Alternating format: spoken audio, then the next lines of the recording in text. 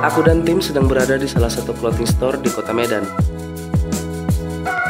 Pusatnya anak muda berbelanja produk pakaian dan juga aksesori. Di mana lagi kalau bukan di Urban Traffic. Dan kali ini, aku bakal nemuin founder dari Urban Traffic, yaitu Muhammad Hilman, yang memiliki kisah menarik dalam bisnis yang ia geluti. Penasaran? Langsung aja yuk. Jalan-jalan ke kota Medan, singgah sebentar membeli batok. Rekan-rekan sekalian, selamat datang di S-Talk. Tangan dulu, tangan. Ya, seperti rekan-rekan bisa lihat sendiri, setup-nya sedikit berbeda dengan setup sebelumnya. Ya, karena saya sedang berada di Urban Traffic, salah satu clothing store di Medan. Dan kali ini saya tidak sendiri. Saya bersama founder dari Urban Traffic itu sendiri. Rekan-rekan sekalian, Bang Hilman. Tos dulu bang, biar nggak selek. Oh iya, COVID. Jadi kakek aku pernah berkata nih bang. Sama lah kakek aku pun juga. Mendayung sampan ke tengah lautan. Oke, cakep. Memancing ikan, ikan berduri. Oke. Sebelum kita masuk ke pembahasan, dipersilakan perkenalkan diri. Wadaw. Anjay. Paten gue ya. Kakek aku pernah ngomong juga. Oh, siap. Oke, nama aku Hilman. Aku tinggal di Medan dan aku founder dari Urban Traffic, Hills, dan Snoozle. Oke, mungkin seperti yang kita sekarang nih bang ya. Kita di Urban Traffic nih kan bang? Iya, kayaknya sih gitu. Iya kayaknya. Jadi mungkin bisa bang kasih tahu sedikit lah rekan-rekan Urban Traffic ini apa bang? Urban Traffic. Ini jawaban serius apa bercanda nih? Terserah bang. Oh iya. Urban Traffic tuh kayak seolah nugget lah. Nugget. Yang enak dimakan. Enggak. Jadi, Urban Traffic itu adalah sebuah clothing store di mana lokasinya itu ada di Jalan Dr. Mansur nomor 15E dan F. Jadi buat kalian yang mau ngasih parcel silakan kemari. Ketemu Bang Halid namanya. Karena dia emang 24 jam di sini. Lanjut Bang Halid. Oke. Untuk Urban Traffic sendiri nih bang. Ya. Ini mulai kapan nih bang berdirinya bang? Kalau boleh tahu. 2016 kalau nggak salah. 2016 ya.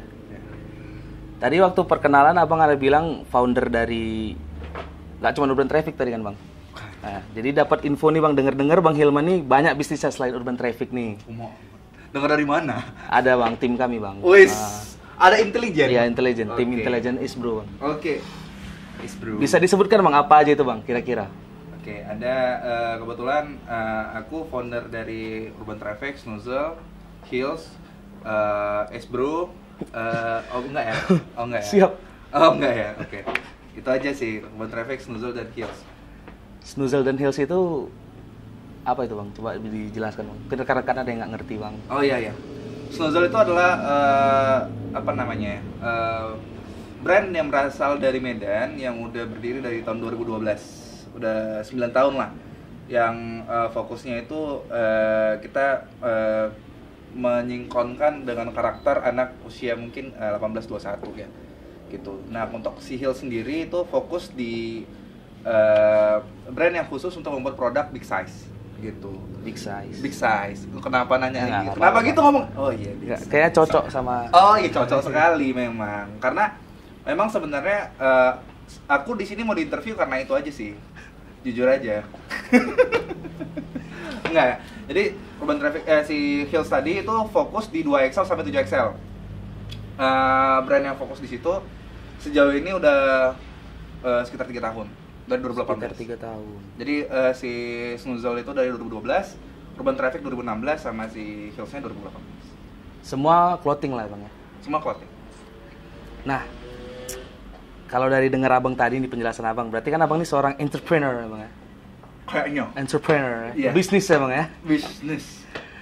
Kalau boleh tahu nih bang, masuk ke dunia bisnis itu dari umur berapa dan awal mula kepikiran mau mulai bisnis itu seperti apa bang? Apakah ada peristiwa atau momen-momen yang membuat abang, oh kayaknya terjunlah ke bisnis? Oke.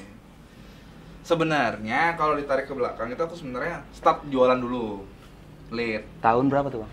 2011 aku start jualan dulu. Itu jualan dari, sorry ya kawan-kawan kuliah aku yang aku bohongin dulu. Jadi Sebenarnya dulu aku ambil barang dari Petisa.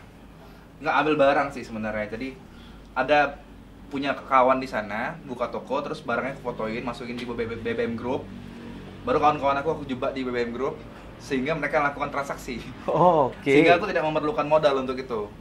Nah, habis itu di tahun 2012-nya aku berpikir kayak kalau misalnya aku jualan ini terus, kayaknya sih apa ya? Aku kayak nggak bisa ngeksplor sesuatu gitu. Walaupun aku tahu rintangannya berat. Nah, 2012 tepat di bulan Juni si Snoozle-nya rilis. Snoozle. Itu bertiga sebenarnya. Gitu. 2012 start ya, Bang ya? 2011 jualan dulu biasa, 2012 baru start Snoozle. Itu Abang umur berapa? Baru lahir atau? Enggak, itu masih embrio. Oh, masih embrio. Iya.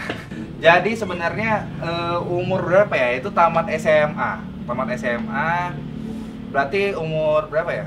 15 ya? 15. Oh iya. Tamat SMA? 18. Oh iya, 18. Kok mikir? Aku lupa, Bang. Oh iya iya. 18 tahun kurang lebih. Nah, 18 tahun kepikiran tuh lah dagang dulu biasa, baru start di Snoozle tuh umur 19 tahun. Nah, itu kepikiran dagang gitu, Bang. Jualan itu karena memang passion Abang di bisnis nih atau latar belakang keluarga pebisnis atau gimana, Bang? Apa ya? Sebenarnya karena aku rasa sih ketika kakak aku waktu itu jualan baju dari Thailand itu loh, bangko-bangkoan. Nah, aku mikir kayak kayaknya pengen juga deh jualan. Cuma bingung jualan apa. Nah, gimana caranya terus jualan tapi kita punya modal. Jangan ada modal di sana. Kepincut lah sih yang Petisa tadi. Kebetulan ada kawan di sana, aku fotoin aja produknya. Itu ada kawan-kawan pesuatu yang beli kayak misalnya beli Nudi Jeans, Kasubi. Terus abis itu beberapa lah, ada Chip Monday. Nah, itu yang KW-KW-an lah itu. Yang mereka nanya tuh, "Man, barangnya dari mana?" "Dari Bandung." Sesederhana itu aja, makanya aku bilang aku minta maaf sama kawan-kawan aku yang tipui dulu. Tipu gitu? Enggak tipui sih. Strategi bisnis. Strategi. Karena kalau tipu kan dia dirugikan ya. Iya. Aku bohongin. Oh iya, bro. Sama kayak, Bang. Oh, beda. Jadi bisa dibilang Abang dulu start dropshipper lah, Bang. Ya, reseller lah, tapi enggak. Ya dropshipper lah bisa dibilang. Kok bahasa sekarangnya dropshipper. Ya. Dropshipper baru abis itu si ngerintis si Snoozle-nya. Jadi background orang tua tuh nggak ada pebisnis sebenarnya gitu. Sama belajar dagang dari sana. Terus abis itu pengen lah buat sesuatu. Padahal sebenarnya aku juga nggak pandai di sana. Di awal-awal juga sering kena tipu juga. Ibaratnya kan secara kita nggak buat di sini barangnya. Terus si Snoozle itu bergerak awal kali rilis produknya itu justru bukan kaos. Bukan kaos. Iya, karena waktu itu aku terinspirasi dari ada brand di Indonesia juga. Nah, jadi fokusnya aku langsung di jeans. Jadi Snoozle pertama kali buat tuh justru kancing, rivet, kulit untuk celana. Fokusnya di sana. Jadi uang yang dari nominal 3 orang kami sum-suman, jadi apa ya? Modal aset untuk dijual itu kecil. Karena fokusnya tuh dibikin kancing itu minimal 6.000 piece. 6.000 piece kancingnya. Iya, kalau makan tiap hari pakai susu pun itu capek kali ngabisin setahun. Nah, jadi mau nggak mau ya udah mikir tuh, baru fokus di jeans, baru buat jaket jeans, baru abis itu buat kaos, baru kemeja dan lain-lain. Awal jeans lah berarti, Bang. Awalnya jeans sebenarnya. Oke, tadi Abang ada bilang pertama nengok kakak ya, Bang? Ya. Abang berapa saudara? Aku 3 bersaudara. Aku nomor 2, kakak aku ada 1, adik aku 1. Oke. Kalau salah adik aku kawan kau. Iya, Bang? Iya. Apa iya? Saya nggak ada kawan. Oh, nggak ada ya? Oh, pantas aku sendirian kemarin ya? Oke, Bang, kita lanjut nih ya, Bang ya. Iya. Dari awal mulai merintis bisnis nih, Bang, sampai sekarang. Kira-kira Kira-kira ada nggak sih, Bang, sosok yang menginspirasi Abang gitu? Ada sih, namanya Khalid nih. Siap. Oh, ya. Nah, sebenarnya itu dari awal dia pantun aja udah sangat-sangat terinspirasi kali gitu kan. Karena aku nggak mempersiapkan pantun juga gitu. Kenapa nggak di-brief dari awal? Kejutan itu. Oh iya. Sebenarnya untuk influence ya, sebenarnya ada beberapa orang. Misalnya kayak sebut aja kayak Yuka Erlanda yang punya Brodo. Terus abis itu ada beberapa lah kayak misalnya Jack Ma misalnya. Oh, tetangga aku tuh, Bang. Iya. Orang udah pindah deh kalau salah, Bang. Karya Bakti kemana tinggal? Iya, sekarang udah di Karya Kasih. Oh, dari Karya Kasih ya? Dekat lah dia sama dekat futsal. Hah? Enggak, Bang. Galon. Oh, galon. Air minum ya? Iya. Bukan galon bensin Bukan, ya? bukan. Oh, bukan. Nah, itulah. si Jack Ma dan beberapa lah gitu. Sehingga kadang aku ngulik sisi bagaimana sih mereka bisa sukses. Terus abis itu kayak apa sih yang dipelajari mereka, kayak vitamin apa sih yang mereka minum gitu loh ibaratnya. Gitu. Kalau kamu aku yakin nih banyak vitamin nih. Kelebihan lah. Oh, kelebihan ya, over ya. Over. Kasih dong sama yang lain. Boleh minum nih bang? Boleh. Santai aja. Red. Kok lupa? Jadi terlihat kau SMA di mana? SMA di... Kok aku yang nanya? Kok kau jawab? Ya jadi sebenarnya gini bang, Oh, awalnya iya. dulu aku SMA tuh di Taman SMP. Nggak penting. Nah berarti kan bisnis abang ini kan tadi clothing kan bang, semua kan? Yep. Suka dukanya apa sih bang di clothing ini bang? Apalagi kita kan di Medan, karena banyak orang bilang Medan ini kota yang monoton bang. Banyak yang sebenarnya tidak seperti kota lain lah, padahal secara data statistik kota Medan. Data statistik keren kali. Karena kota Medan ini Si riset ya. Iya bang, benar. Gimana tuh? Aku nunggu punchline-nya nih. Beban ya. Karena kota Medan ini kota ketiga terbesar. Oke. Setelah Jakarta sama Surabaya ya kan? Jangan nanya yang lain lah. Kau minta support. Jumlah penduduk kota Medan berapa? Aduh lupa bang. Oh iya, Nanti iya. coba saya cek lagi bang. Iya. Nah jadi suka dukanya apa tuh bang? Apalagi kita di kota Medan gitu bang.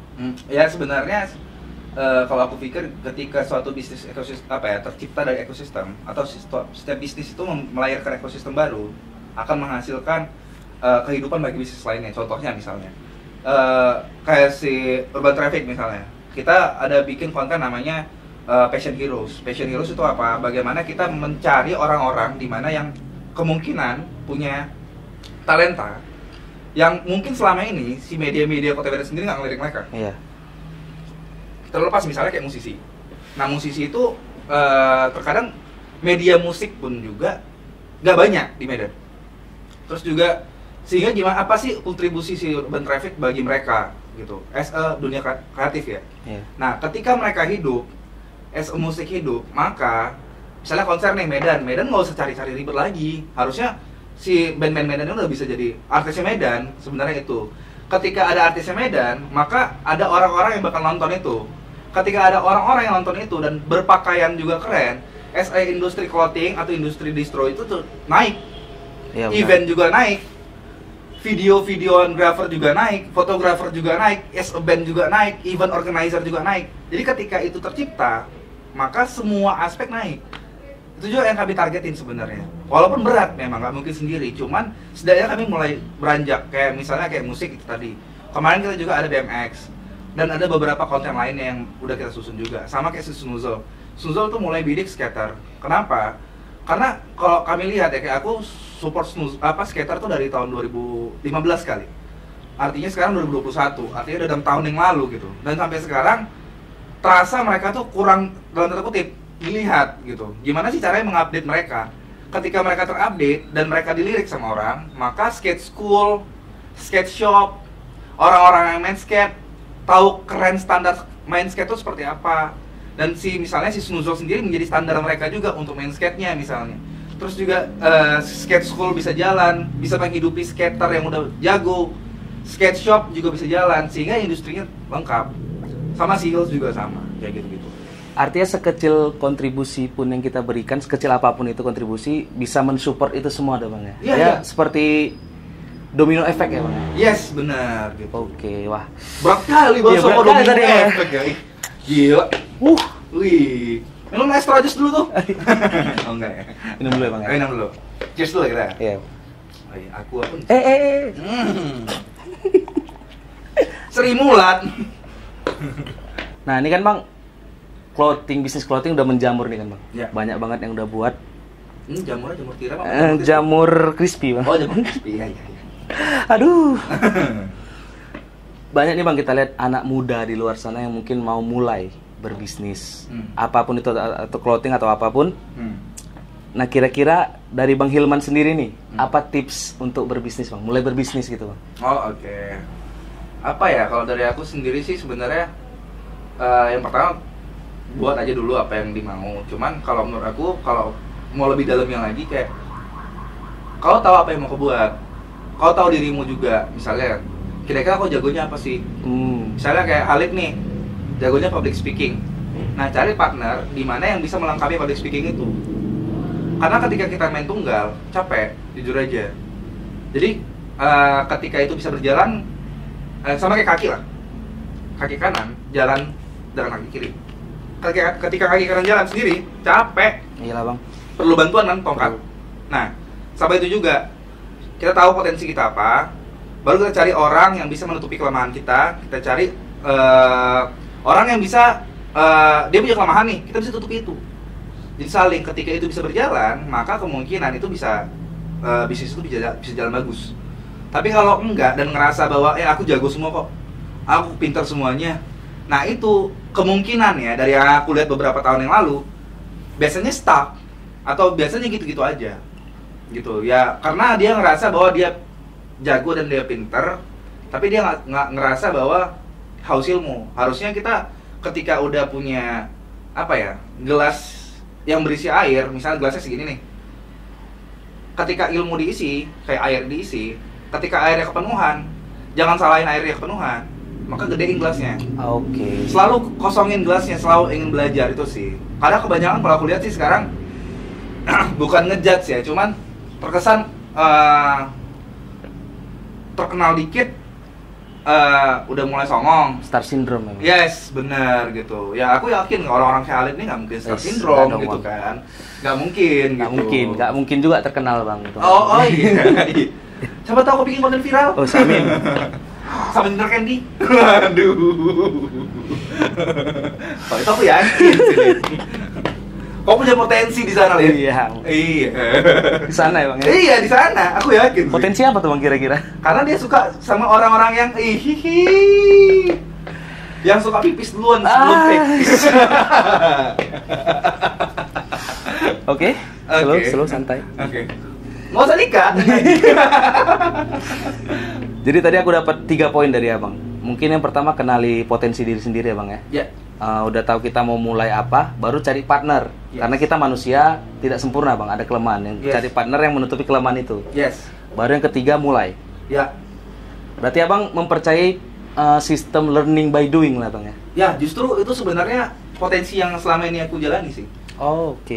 Karena kalau misalnya emang ketika kita mau belajar gitu ya, kadang-kadang kita nggak tahu nih, misalnya lah, ketika di hutan, jalan, kan kita bingung ya, misalnya kita belum pernah nih ke hutan, istilahnya belum pernah bisnis itu, ya kita jalan aja, jalan, nengok kanan, ada orang nggak? Kiri ada orang nggak? Mau nggak mau kita jalan sendiri kan? Iya benar. Nah, learning by doing artinya, oh ternyata ada pohon ini, oh ternyata aku jatuh kemarin di sini, oh ternyata aku kayak gini. Istilahnya kita, oh oke lah, balik kampung lagi, terus coba ulangi dengan hutan yang sama. Kalau jatuh dulu bang, ya sama aneh. Toh kita udah pernah melewatinya, tapi kalau kita pilih jalan lain, aku penasaran nih sama jalan yang satu ini. Oke, dijalanin gitu. Nah, istilahnya explore aja gitu, learning by doing gitu. Karena nggak akan ada, kalau menurut aku nggak akan ada mungkin ya orang yang ketika melakukan sesuatu udah pintar duluan. Iya, setuju bang. Toh kita belajar juga 12 tahun. Artinya gagal tidak apa-apa ya bang ya? Gak apa-apa. Karena kegagalan sesungguhnya apabila dia gagal, dia tidak mau mencoba lagi. Yes. Benar. Tepuk tangan dulu lah. Ya baik rekan-rekan sekalian, jadi seperti itu tips dari Bang Hilman. Untuk yang mau mulai bisnis nih, artinya kenali dulu potensi diri. Sudah tahu ingin bisnis apa nih kan bang? Cari partner, baru mulai. Kalau gagal nggak apa-apa, yang penting jangan menyerah. Asik. Sedep. Asal masif. Oh enggak ya? Jangan menyerah. Oke. Ya. Jadi di S-Talk ini bang, kita ada segmen bermain game bang. Oke. Nah, karena kalau kata kakek saya bang. Waduh, aku jadi penasaran sama kakekmu. Ikan lele, ikan sepat, Wadah. ikan gurami nggak ada yang punya. Oke. Untuk melepas penat, bermain game solusinya. Wis. Jadi kita masuk ke games pikat, pilih kata. Tepuk tangan bang, sekali bang. Oke. Nah jadi di games pikat ini bang, pilih kata. Ya. Aku akan memberikan 2 kata. Abang pilih salah satunya. Nggak mungkin dua-dua kan bang? Iya benar. Kan disuruh pilih. Iya. Bukan disuruh borong. Iya betul juga. Iya. Lalu abang kasih tahu alasannya kenapa pilih kata tersebut. Oke. Oke, ngerti ya bang ya? Ngerti. Siap, kita mulai ya bang ya? Insya Allah. Oh oke, nggak boleh nyontek ya. Oke, pikat yang pertama, pilih kata yang pertama. Direktur Bank Indonesia atau pengusaha? Waduh. Waduh, ini kenapa Direktur Bank Indonesia? Takut tak kabur kayak gini-gini.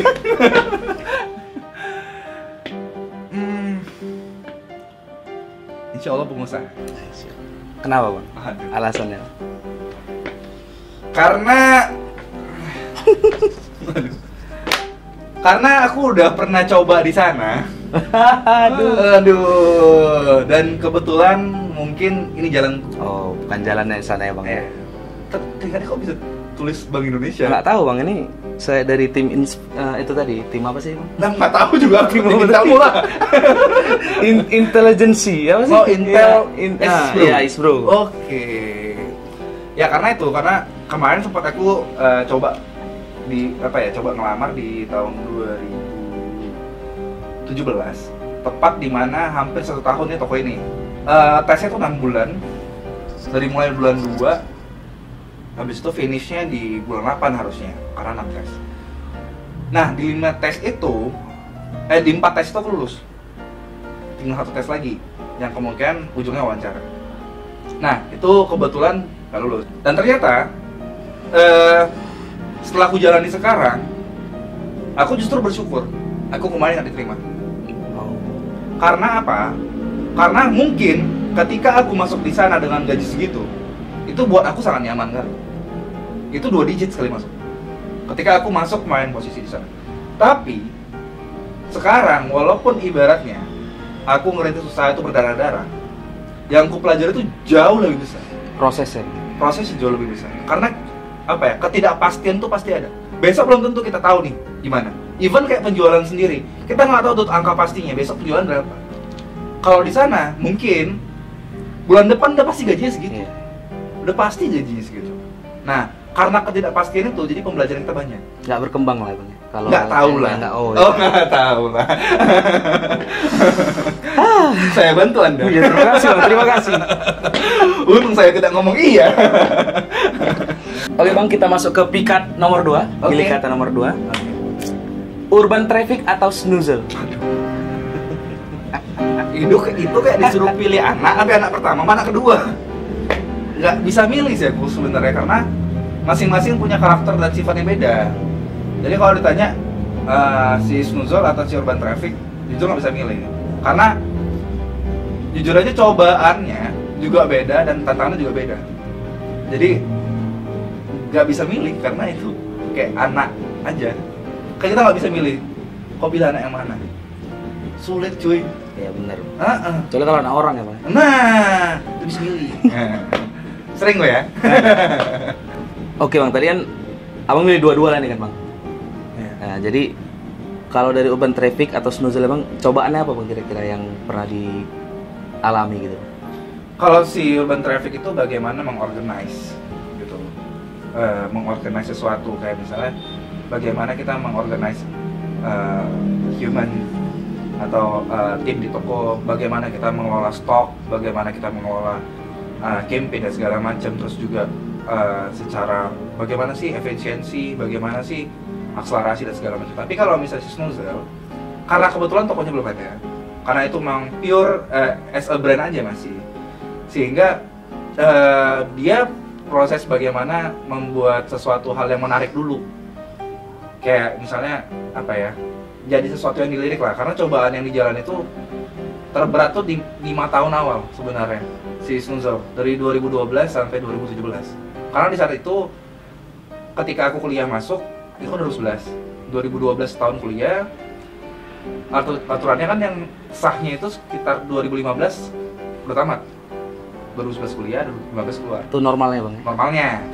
Nah, kawan-kawan aku di 2015 itu yang awalnya ngebantuin aku sebagai tim snoozer, kebetulan pada lulus kuliah, cuman aku yang tidak. Nah, sehingga mereka memilih jalannya masing-masing untuk bekerja. Nah, sehingga aku jalan sendiri tuh untuk bagaimana sih ngerti snoozernya. Dan itu cobaan yang lumayan berat sih buat aku pribadi untuk bagaimana mempertahankan snoozer dari dulu sampai sekarang.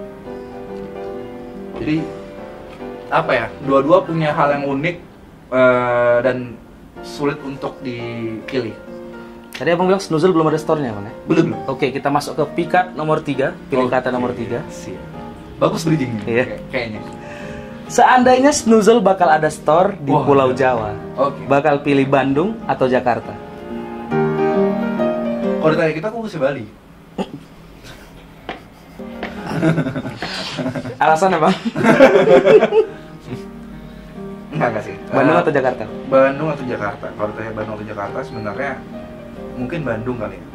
Mungkin Bandung. Cuman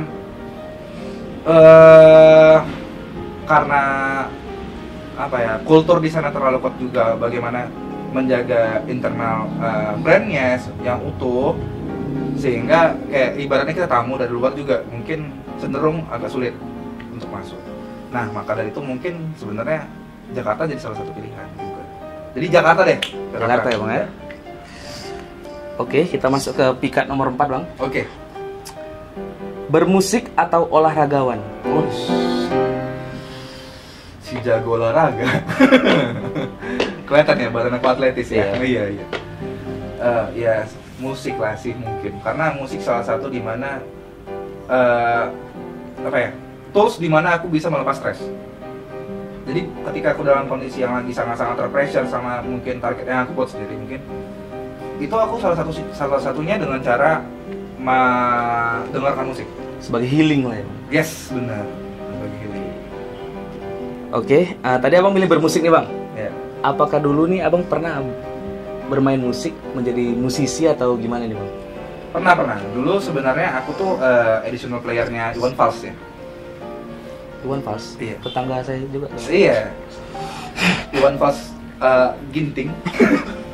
Iya. Enggak. Dulu aku tuh punya band namanya Problem Pianisin. Itu 2008 yang beraliran emo screamo pada saat itu. Tahu emo screamo? Enggak. Ya. Generasi baru sekalian. Iya, benar. Hindia tahu? Tahu. Oh iya. Emang bener-bener anak baru. Tahu ini nggak? Sausin tahu nggak? Enggak bang. Oh iya. Alesana? Pokoknya geng mereka. Sausin, Alesana, The Devil's Prada, macam-macam. Nah itu jadi salah satu kiblatnya pada saat itu. Oh, Karena tahu Killing Me Inside? tahu bang. Nah seperti itu. Mirip seperti itu. Zaman 2008. 2008 ya bang. Gitu. Kau 2008? TK? TK. Oh iya. Iya. Enggak lulus bang. Iya. TK. Kelihatan sih. Oke bang, kita masuk ke pikat terakhir nih bang. Oh iya. Mindset entrepreneur atau mindset karyawan? Gimana ya? Kalau bisa jangan milih. Kalau menurut aku, bagaimana setiap karyawan tuh punya mindset entrepreneur. Oke. Menarik kan? Menarik bang. Karena gini, mindsetnya entrepreneur tuh bukan hanya buka usaha, tapi entrepreneur itu soal masalah tanggung jawab, integritas. Terus misalnya gini lah, kau buat usaha nih, ibaratnya sate padang. Terus habis itu, ini mah udah masak nih, udah capek di rumah, masak segala macam. Terus ditanya nih sama mamamu, Lid, nggak jualan? Nggak apa capek? Apakah itu wujud entrepreneur? Kan tidak, kau tidak mempertanggungjawabkan apa yang kau buat. Even kalau misalnya kau sebagai karyawan, misalnya kayak bagaimana sih kau mempertanggungjawabkan pekerjaanmu dan juga jujur pada kerjaanmu. Itu termasuk mindset entrepreneur ya bang? Termasuk mindset entrepreneur. Karena kalau aku milih nanti mindset entrepreneur atau mindset karyawan, terkesan mindset karyawan nggak bagus. Tapi gimana sih caranya karyawan itu punya mindsetnya entrepreneur? Karena itu penting kalau menurut aku. Karena setiap tim di Urban Traffic sendiri, aku selalu namain itu. Jadi gimana sih caranya kalian sebagai tim atau kita sebagai tim itu punya mindset karyawan, punya mindset entrepreneur. Nah, ketika punya mindset entrepreneur, integritas, kejujuran, tanggung jawab, disiplin dan segala macam itu penting. Karena ketika satu aja nih patah, maka semuanya berantakan. Semuanya berantakan. Jadi misalnya kayak barang di gudang berserakan. Terus ada customer nih mau belanja, kan tim gudang nggak bisa nyari barang karena gudangnya berantakan. Tapi kalau gudangnya bersih, rapi, tahu tersistem dan segala macam, sehingga ketika customer mau nyari apa, gudang bisa nyari, sehingga ketemu cepet. Nah itulah dia, gimana caranya dia bisa mempertanggungjawabkan pekerjaannya. Jadi poin yang saya tangkap, karyawan pun memang harus memiliki mindset seperti entrepreneur lah bang. Iya. Ya baik, itulah tadi bincang-bincang sedikit bersama Bang Hilman, founder Urban Traffic. Oke, mungkin closing statement dari Abang, ada yang mau disampaikan kepada rekan-rekan, Bang? Siap. Pada rekan-rekan di luar sana. Anjir. Rekan-rekan cuy.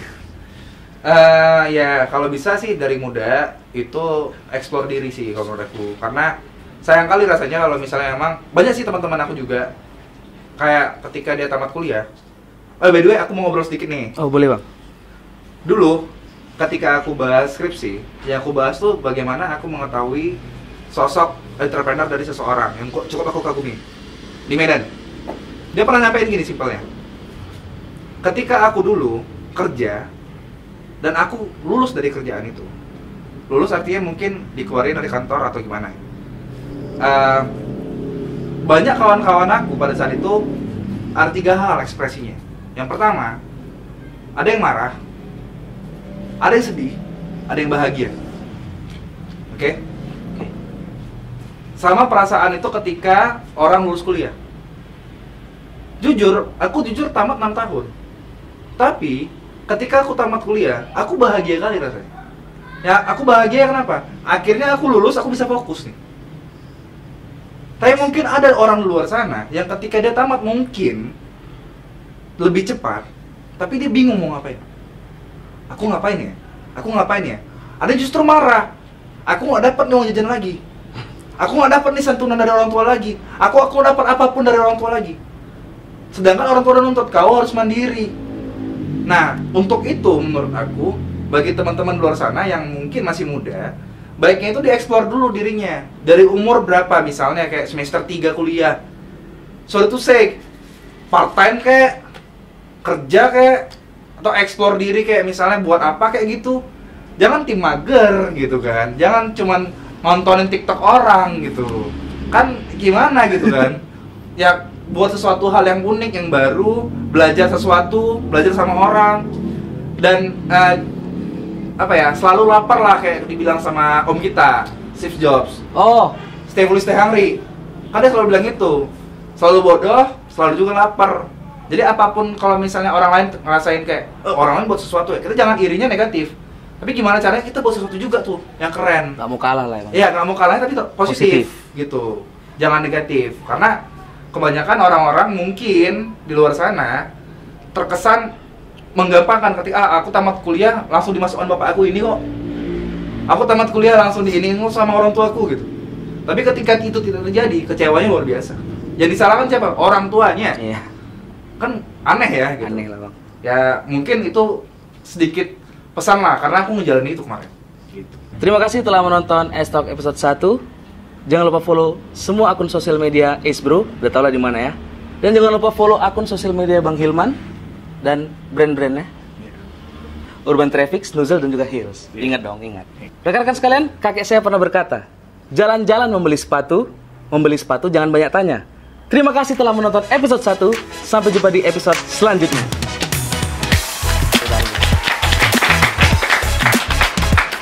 Kita-kitanya.